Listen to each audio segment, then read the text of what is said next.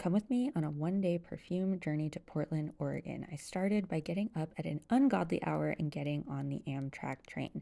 In my naivete, I thought since trains run on a track, there was no way they could be late. But alas, my train was an hour and a half late.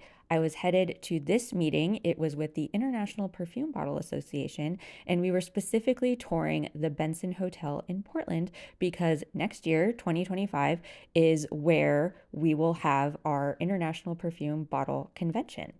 Now, if you're at all into collecting perfume bottles or antique vanity items, compacts, any of that sort of thing, you need to join the International Perfume Bottle Association. What I most enjoy about the organization is the fact that they put an emphasis on education.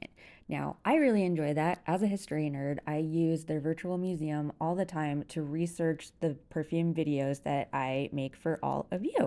They will be having public days where you can use their website and virtual museum for free in October, and I will, of course, post more about that when the time comes. We headed into the board meeting, and I was actually there because I am part of the local planning committee. I live in Seattle, so as a person in the Pacific Northwest, I was on hand to help them decide on activities for the convention, and I just loved that they passed around all these little antique bottles.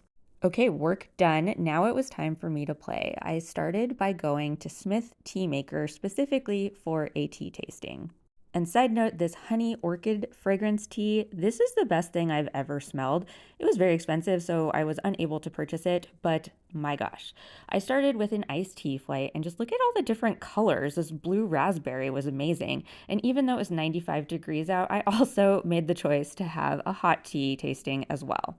My favorite teas were the Portland Breakfast and the Nitro Chai. Now, after I was refreshed, I decided to head back out into Perfume Land, starting at the Perfume House.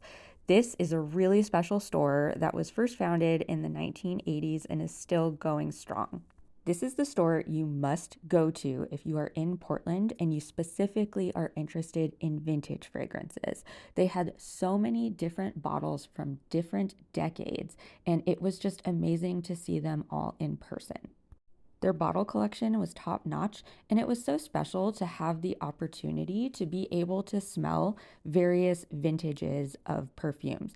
It's so hard to find that in stores, and I just love the selection that they have. They also have modern fragrances and modern brands, but again, I think this is really the place you want to go to if you're specifically interested in the vintage perfumes.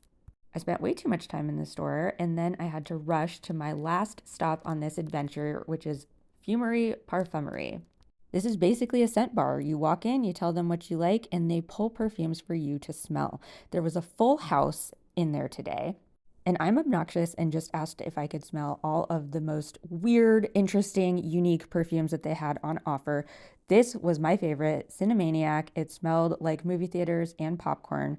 They also had another by the same brand that was called Dark Water, and it was inspired by Pirates of the Caribbean. That was my perfume packed day in Portland, Oregon. Those are definitely the places you must check out.